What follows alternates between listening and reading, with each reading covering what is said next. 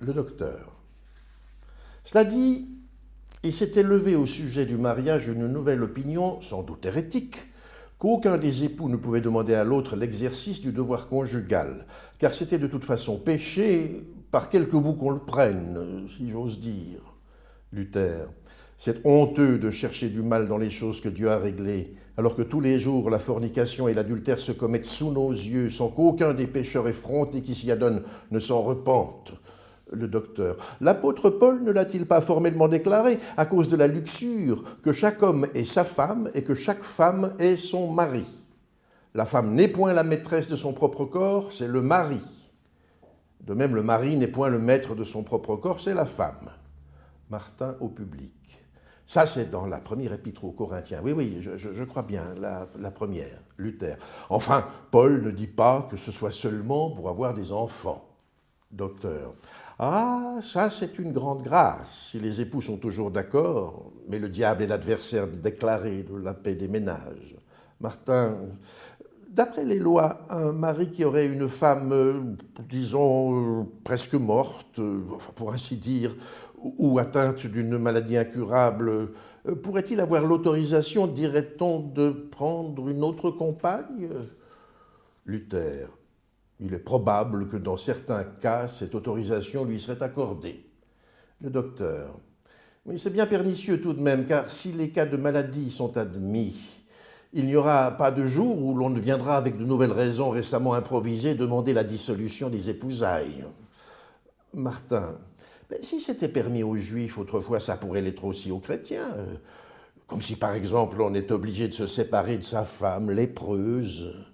Le docteur. Encore faut-il que le mari soit certain, par sa propre conscience et par la parole divine, que la polygamie lui soit permise. Martin. La quoi? Luther. Pour moi, j'avoue que je ne suis pas opposé à ce qu'on épouse plusieurs femmes. Cela ne répugne pas à l'Écriture sainte. Le docteur. Cependant, je ne voudrais pas que cet exemple s'introduisît parmi les chrétiens, à qui il convient, pour éviter le scandale, de s'abstenir même de ce qui est permis. Luther. Ce sont choses relatives et sans doute les 1000 femmes de Salomon étaient pour lui ce que sont pour moi mes parentes Madeleine et Élisabeth, qui ont vécu de longues années chez moi sans perdre pour autant leur virginité. Le docteur. Dieu a institué le mariage puisqu'il a voulu qu'il y eût au monde des mâles et des femelles. Si quelqu'un croit pouvoir faire mieux, qu'il l'essaye à ses risques et périls. Martin. Ça c'est bien vrai ça. Dieu créa l'homme mâle et la femelle femelle et il les bénit. Le docteur. Quoique cette sentence se rapporte en principe à l'être humain, on peut néanmoins l'appliquer à toutes les autres créatures du monde, aux oiseaux, aux poissons dans l'eau et à tous les animaux qui sont sur la terre. On voit toujours parmi eux un mâle et une femelle, une poule, et vous autres, pour se mettre en ménage, s'accoupler, procréer, vous multiplier. Dans toutes les créatures, Dieu nous a donc mis sous les yeux l'image du mariage, dans les oiseaux du ciel, dans les poissons dans l'eau, dans les animaux sur terre, mais même dans les arbres et dans les pierres. Il est connu de tout le monde que parmi les arbres, il y a des mâles et des femelles, comme le citron ou l'oranger, ou le pommier et le poirier.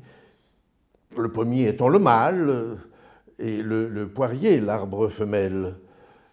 Et bien d'autres exemples encore. Et quand on les plante l'un près de l'autre, ils vivent mieux qu'autrement. L'arbre mâle étend ses branches vers l'arbre femelle qui, à son tour, étend ses branches vers son mâle. Et oui. De même, le ciel est mâle et la terre femelle. C'est le ciel qui rend la terre féconde à l'aide de la chaleur du soleil, de la pluie et du vent, si bien que sortent d'elle toute espèce de plantes et de fruits. On trouve aussi l'image du mariage parmi les pierres dures, oui, en particulier les pierres fines, comme les coraux par exemple, ou les émeraudes et tant d'autres pierres oui. Un temps, Martin. Enfin, bref, il est aussi impossible de se passer de femme que de se passer de boire et de manger, car tous les penchants de la nature nous portent vers les femmes. Le docteur. Bien que la femme ne soit pourtant qu'un vase infirme, mais enfin, la maternité est chose glorieuse, puisque tous les hommes sont conçus, enfantés et nourris par les femmes. Luther. Nous avons tous été portés et conçus dans le corps d'une femme. Notre chair est donc pour la plus grande partie la chair d'une femme. Il nous est impossible de nous en séparer. Martin. Moi je dis que quiconque n'aime ni les femmes, ni le vin, ni le chant, celui-là est un sot et le sera sa vie durant. Le docteur. Le mariage des prêtres, défendu par les canons, en fait-il des sots? Luther. La richesse de la papauté ne pourrait se maintenir face au ménage des prêtres et à leur descendance. Leur célibat assure le maintien des biens d'Église dans l'Église. Le docteur. Le célibat des prêtres est une superstition empestée. Elle nuit à l'ordre politique et domestique. Elle cause des crimes affreux, des adultères, des incestes, des débauches, des pollutions et des illusions nocturnes. Saint Ambroise le dit dans ses hymnes « Procul recedant somnia et noctium phantasmata nepoluantur corpora ». Martin. Comment? Le docteur. Que se dissipent au loin les fantasmes de la nuit afin de ne pas souiller nos corps. Luther. Voilà le fruit du célibat des prêtres. Le docteur. Quel souci que le célibat! Regardez les saints-pères. Augustin, déjà vieux, se plaint de pollution nocturne. Jérôme se frappe le sein à coups de pierre jusqu'au sang. François embrasse une boule de neige.